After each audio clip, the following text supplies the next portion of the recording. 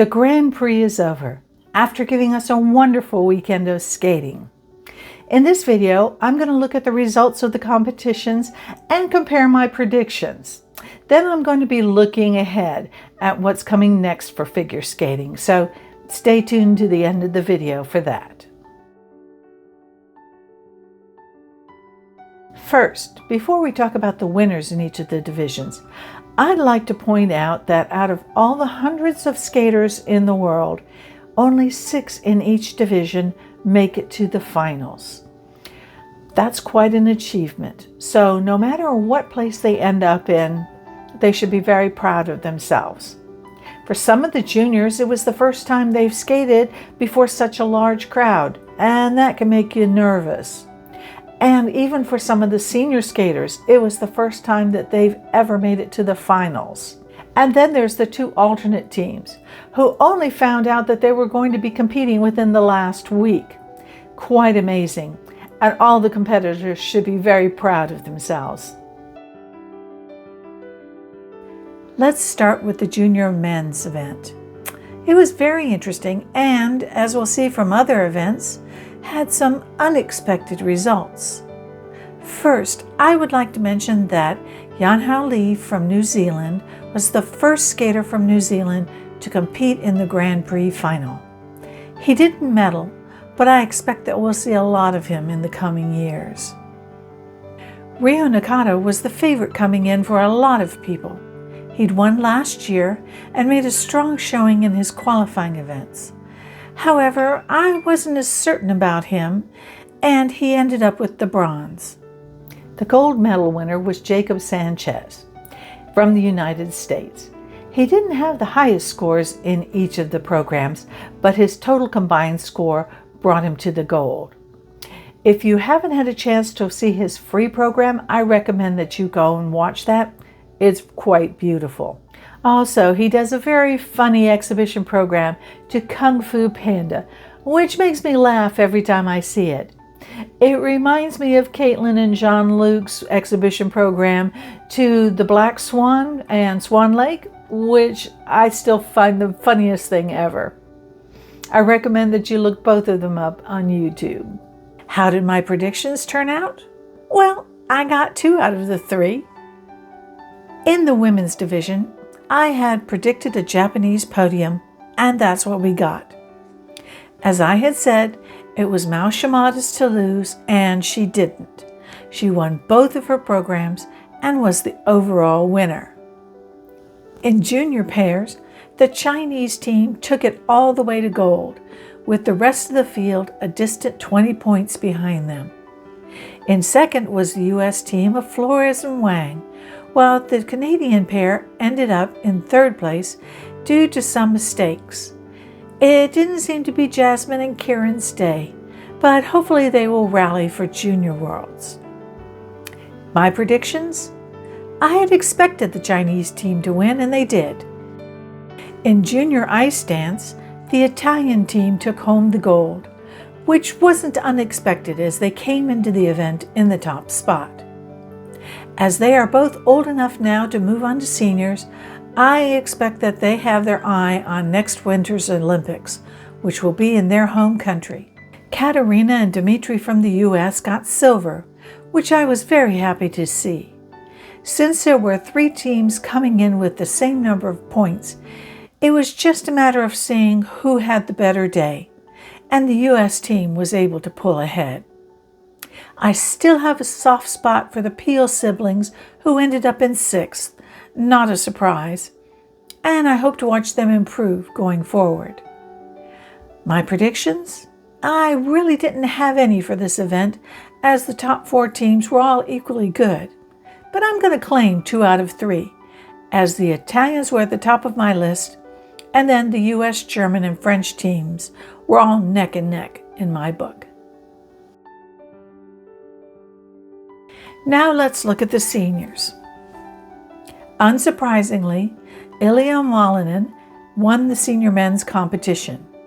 What was surprising was that it wasn't his best performance ever, but his goal was to perform all 6 quads in his long program, and he did it. I was happy to see that he changed his short program fake hoodie costume to something that doesn't look like it was grabbed out of his gym bag, but I still don't like either of his costumes. I wish that he'd lean more into elegant and simple. Yuma Kageyama delivered a beautiful set of programs and even outscored Ilya in the free program to clinch the silver. The rest of the men pretty much fell in line behind them. I don't like Daniel Grassel's free program at all, and he had some problems with it. We'll see how that goes for the future. And Mikhail Shadorov from Kazakhstan placed 5th for his first trip to the finals. Considering that he was an alternate and clearly nervous, that was great to see. My predictions?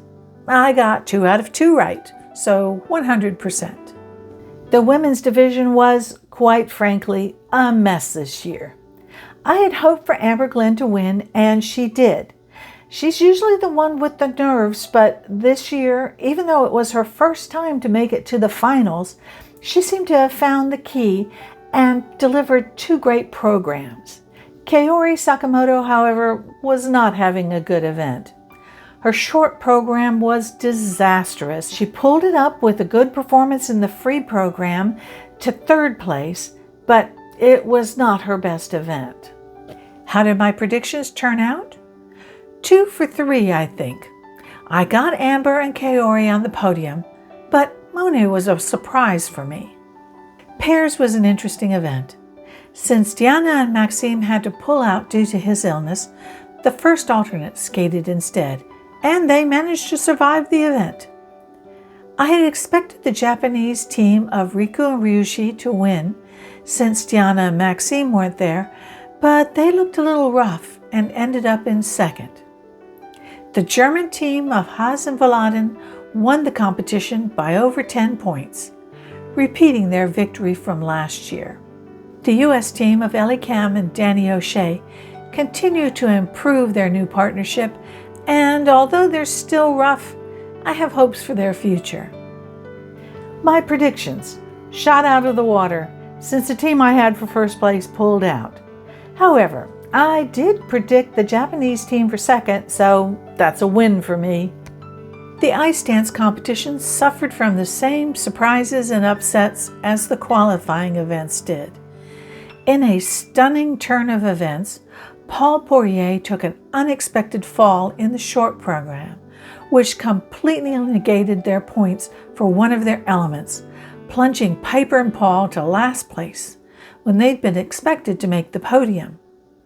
Their long program went better, giving them 2nd place in the long, but it wasn't enough to pull them into medal contention, and they finished in 5th place, behind the other Canadian team of Marjorie and Zach, who had 2 wonderful programs as they continue to strengthen.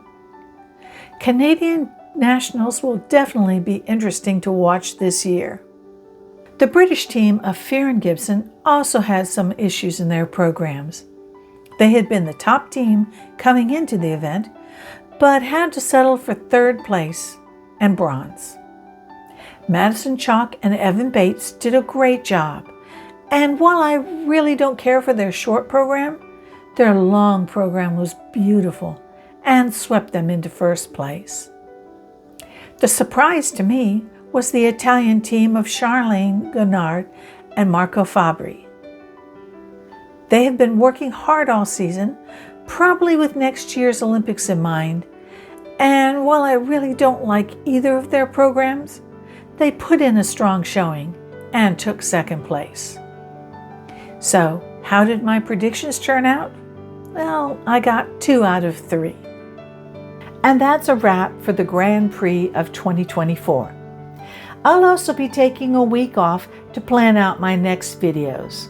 In January, I plan on doing a video on the US and Canadian nationals, and I've been asked to do a deeper dive into the program elements.